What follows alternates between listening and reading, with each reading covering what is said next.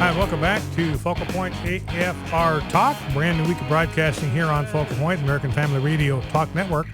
To start you off with a bang here, take you to AT&T Park yesterday, bottom of the 10th. San Francisco Giants tied in the bottom of the 10th, 4-4 with the Colorado Rockies. Brandon Crawford steps to the plate.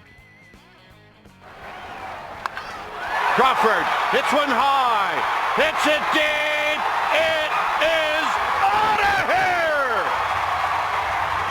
And we are headed home. Walk-off home run, bottom of the 10th. That one, a splash hit into McCovey Cove. Cleared the right field wall, cleared the pedestrian area there beyond the right field wall, and landed in what is called McCovey Cove. Now, Rob, let's grab audio or video clip number 1. And, Jeff, I'm still hearing a little bit of the bumper music. Okay, good enough. Now, clip number 1, we got Kathleen Sebelius. Remember, she retired on Thursday. And I'll tell you exactly what's going on here, ladies and gentlemen. I'll tell you exactly what is going on here. Do not misunderstand this. This was not Kathleen Sebelius making a personal decision to step aside. This was Kathleen Sebelius being forced to walk the plank. Now, she chose to resign just like a pirate walking the plank chooses to jump. Now, the purpose of this is President Obama is looking for for a scapegoat. Now, we all know what a scapegoat is. This actually goes clear back. If you want to know where the origin of the term scapegoat comes from, it comes from the Bible. It comes back from Leviticus 16. And I'll explain that whole business about a scapegoat in just a second. But let's play soundbite number 1. You got to kind of read between the lines here. Kathleen Sebelius talking about her decision with Andrea Mitchell, her decision to resign. And the key question here you got to listen for is when Andrea Mitchell asks Kathleen Sebelius if President Obama tried to talk her out of resignation. Let's listen. There are changes down the road, but the president and I began to talk, after the first of the year, and I went back to him in early March and said, I'm really optimistic we're going to meet the targets. The enrollment is going well. The site is working well. I think once we finish this first chapter, you really should begin to look for the next secretary who can be here through the end of your term. And that really wasn't a commitment I was willing to make, and he knew that. Did he try to talk you out of it? Well, it made it pretty clear that that really wasn't an option to stay on. I mean, I thought it was fair to either commit till January of 2017 or leave with enough time that he would get a strong, competent leader. All right, so that's Kathleen Sebelius. President Obama sure didn't try to talk me out of it. Not an option. Now, I think the reason this is fortuitous for President Obama, and I believe that she was pushed. I mean, everybody says this. It was my decision. I chose to resign. I mean, a lot of times, a company, if they're going to fire you, they will give you a choice. You either are fired or you resign. If you resign, it looks a little bit better on a resume. You can make the argument it was your decision. You didn't get canned. You chose to leave for whatever reason, so it makes you a little more hireable down the road. So this is just kind of standard operating procedure. But I think what President Obama is looking for here is a scapegoat, and he's found one. Because from now on, President Obama will be able to say, I inherited this mess from Kathleen Sebelius. I inherited the worst health care law since the Depression from Kathleen Sebelius. I inherited this mess, and I'm doing the best job I possibly know how to do to clean this up. That's what I'm doing. Now, the individual that she's brought in to replace her, this is the lady that that kept veterans from the monuments on the Washington Mall. That's who's taken her place. You think that's an upgrade? She has made a reputation out of stonewalling Congress. She's the one that gave the order to lock out veterans from the war memorials on the Washington Mall. That's the person that's taken Kathleen Sebelius's place. So anyway, from now on, President Obama will basically be able to infer, if not directly state, that, look, this healthcare thing, I inherited this mess. I believe that's one of the reasons why he had so few meetings face-to-face with Kathleen Sebelius. He did not want his fingerprints on this thing. He didn't want his fingerprints on the law. He was perfectly willing to take credit for it if it worked.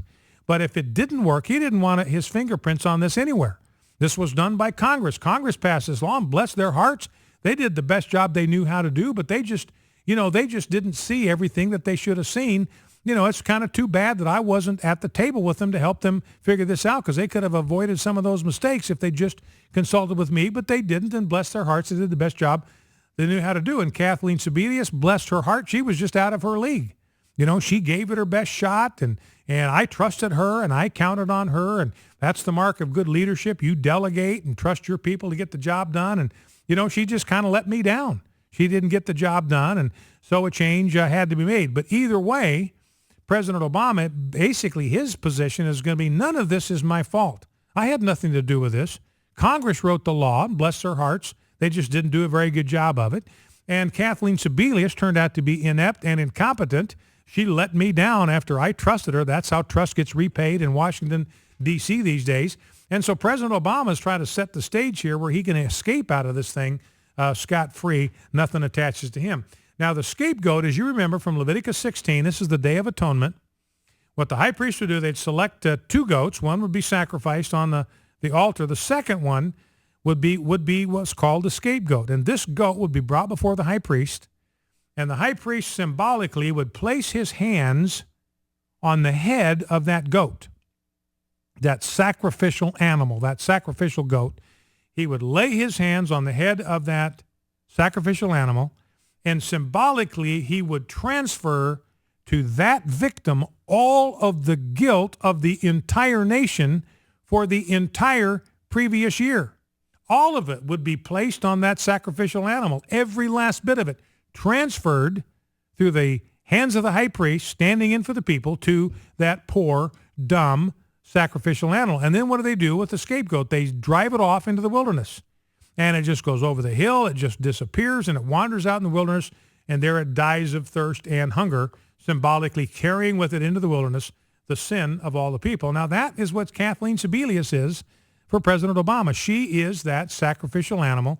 He has placed all of the guilt, all the responsibility, all of the blame of Obamacare, laid it on her shoulders, and sent her off into oblivion. I think the chances of us hearing much from Kathleen Sebelius in the future are pretty nil.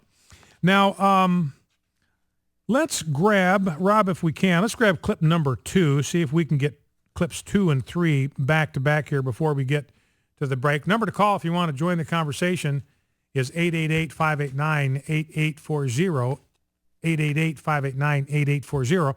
This is Democratic Representative Steve Israel, and what he's surfacing here is the default accusation from the Democrats and the left is that Republicans are racist. If they do not know what else to say, if they don't have an argument, they throw their R word on the table. Here's Steve Israel talking to Candy Crowley, CNN. About a couple specific issues. The first is that, as you may know, Attorney General Holder went off script at an event this week where he said that he believes that the treatment he has received in the House, particularly during a hearing this week, would not have happened if he were not African American, that he believes it's racism. He believes the opposition to the president has been based on racism. And I wanted to play you something that Nancy Pelosi said when she was asked about this. I think race has something to do with the fact that they're not bringing up an immigration bill. I've heard them say to the Irish, for just you, this would be easy. Do you agree with that? Look, the American people want solutions in Congress. They want people to oppose certain policies for the right reasons. Do you think your Republican colleagues are racist? Not all of them, no, of course not. But to a significant extent, the Republican base does have elements that are animated by racism, and that's unfortunate. So 4 times in 1 week, Democrats have accused the Republicans of racism. Here's Steve Israel. You got Eric Holder doing it, Barack Obama doing it, Nancy Pelosi doing it. The Republicans are racist. And so she asked Steve Israel, are they racist? And he said, well, not all of them. Now, what's the opposite of not all of them? It's most of them. most Republicans are racist. That's Dave Israel. Now here is George Will, clip number 3. And this is a great assessment of what the Democrats are doing to the Republicans on the issue of race. Let's listen. Sure. Look, liberalism has a kind of Tourette syndrome these days. It just constantly saying the word racism and racist.